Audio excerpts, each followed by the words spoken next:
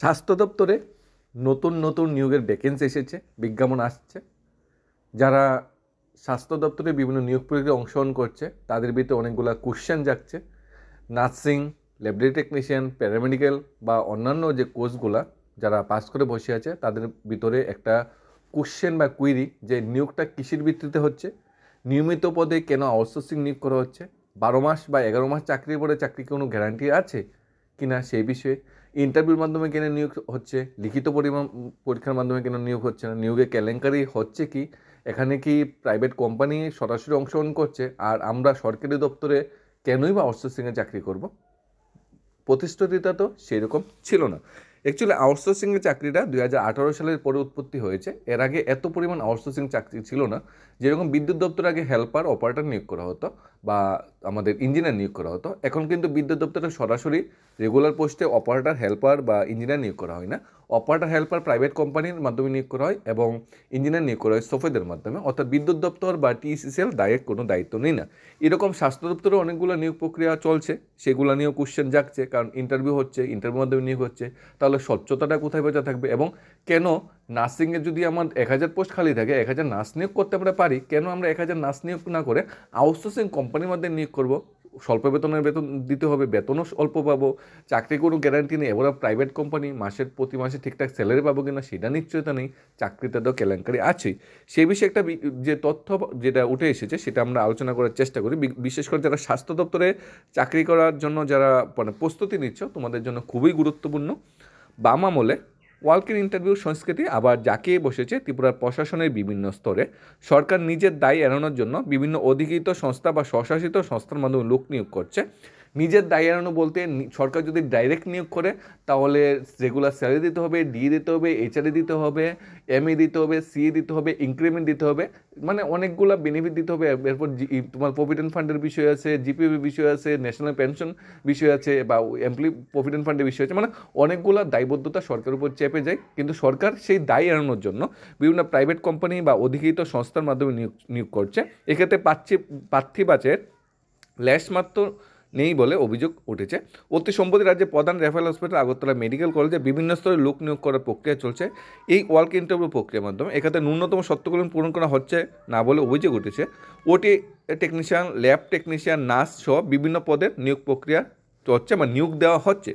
যদিও চাকরিপ্রার্থীরা কোনোদিনই যাতে নিয়মিত দাবি না করতে পারে সেই রাস্তা বন্ধ করেই নিয়োগ প্রক্রিয়াগুলি চালানো হচ্ছে। অর্থাৎ চাকরি পেয়েছে, কোনোদিন নিয়মিত হতে পারবো না, কোনোদিন ডিএর জন্য আন্দোলন করতে হবে না, ইনক্রিমেন্টের জন্য আন্দোলন করতে হবে না, আর তোমাকে চাকরিটাই দেবে আউটসোর্সিংয়ের মাধ্যমে। তাহলে তুমি শুরুতেই তোমার কোমর ভেঙে দেওয়া হচ্ছে যাতে তুমি ভবিষ্যতে কোনো আন্দোলন বা কেস করে কিছু যাতে না পাও।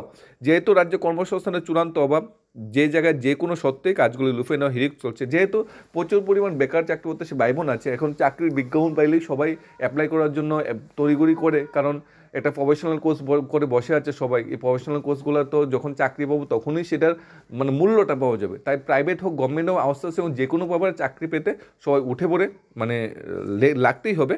যদিও লোক দেখা নেটওয়ার্কের মাধ্যমে চলছে স্বজন পোষণ। আগরতলা সরকারি মেডিকেল কলেজে 2023 সাল থেকে এই প্রক্রিয়া চালু হয়েছে। 2023 সাল থেকে আউটসোর্সিং চালু হয়েছে, আগে কিন্তু আউটসোর্সিং ছিল না। কেনই হঠাৎ করে আউটসোর্সিংয়ে চালু করা হয়েছে? কেন রেগুলার পোস্টে চাকরি দেওয়া হচ্ছে না? এটা কি কোশ্চেন জাগে না? এই জন্যই কি সরকার, এটা কি মানে যারা চাকরি পাবে তাদের পক্ষে 11 মাস পরে চাকরির কোনো গ্যারান্টি থাকবে?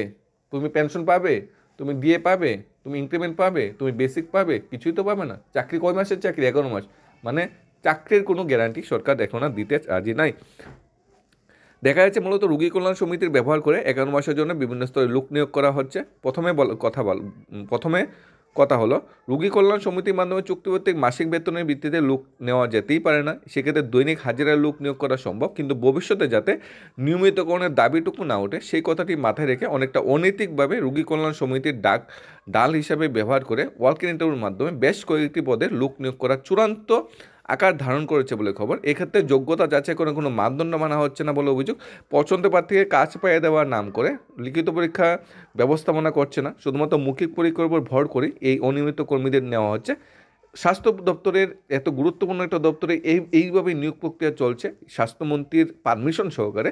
ফলে স্বাস্থ্য পরিষেবার মতো গুরুত্বপূর্ণ ক্ষেত্রে যদি এরকম অনিয়ম অবহেলা করা হয় তবে সাধারণ রোগীদের জন্য মধ্যে ঝুঁকি বেড়ে যায়। এক্ষেত্রে জানা গেছে এই লোক নিয়োগের ক্ষেত্রে একটি চক্র সক্রিয় হয়ে উঠছে তারাই সুপারিশ করছে কাকে নিয়োগ করা হবে কাকে নিয়োগ করা হবে না। জানা গেছে অনেক উপর পর্যন্ত এই ফাইল চালাচালি হয়, যদিও রোগী কল্যাণ সমিতি নিজেই সিদ্ধান্তের ক্ষমতায় রাখে, তা সত্ত্বেও সেই ফাইলে অনেক নজরই বলে খবর। এখানে নিয়োগ যে হচ্ছে ওয়ার্ক ইন্টারভিউর মাধ্যমে হচ্ছে, লিখিত পরীক্ষা হচ্ছে না, তাহলে স্বজন পোষণ বা চাকরি বিক্রির অভিযোগ থাকতেই পারে, 1 নম্বর। 2 নম্বর, নিয়মিত পদ থাকতে নিয়মিত পদে নিয়োগ হচ্ছে না, আউটসোর্সিং কোম্পানির মাধ্যমে বা অধিকৃত সংস্থার মাধ্যমে নিয়োগ চলছে। অর্থাৎ সরকার ডাইরেক্ট রেগুলার পোস্টে চাকরি দিচ্ছে না, যাতে সরকারকে রেগুলার পোস্টে চাকরি দিলে বিভিন্ন সুযোগ সুবিধা দিতে হবে, সেটা যাতে না দেওয়া যেতে পারে। চাকরিগুলি দেওয়া হচ্ছে 11 মাসের কন্ট্রাক্টে, 11 মাসের পরে চাকরির কোনো নিশ্চয়তা বা গ্যারান্টি থাকার কোনো সম্ভাবনা নেই। অর্থাৎ যে দিক দিকে তাকায় সেদিক দিকে আমাদের চাকরি প্রত্যাশী ভাই বোন যারা আছে, যারা ওটি, ল্যাব টেকনিশিয়ান, ফার্মাসিস্ট, তারপরে নার্সিং পাস আউট করে হচ্ছে, তাদের জন্য দুর্ভাগ্যজনক। ইভেন বিদ্যুৎ দপ্তরে যদি কেউ ইঞ্জিনিয়ার চাকরি করতে চায়, এটা বিদ্যুৎ দপ্তর ডাইরেক্ট নিয়োগ করছে না বা TSSCL ডাইরেক্ট নিয়োগ করছে না, সোফেদের মাধ্যমে নিয়োগ করছে।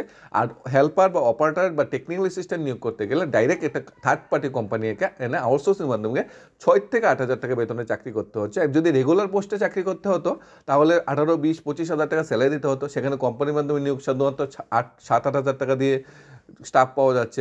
স্যালারি না পেলেও কোনো গভর্নমেন্টে কিছু নেই, গভর্নমেন্ট তো নিয়োগ করেনি।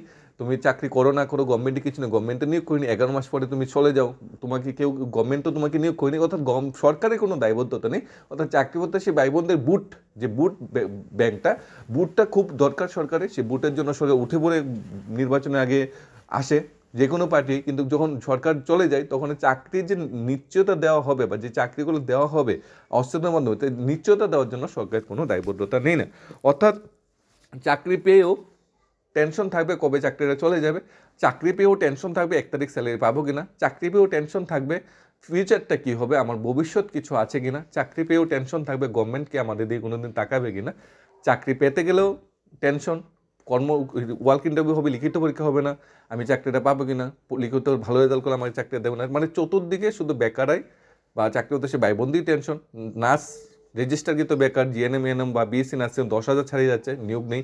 MPW নিয়োগ প্রচুর সংখ্যক পোস্ট খালি ভরে আছে, মাত্র 100 জনের মতো নিয়োগ প্রক্রিয়া, সেটাও এখনও শেষ হচ্ছে না। ল্যাবরেটরি ফার্মাসিস্ট এখনও যে নিয়োগটা হয়েছে এখনও অফার দেওয়া হচ্ছে না।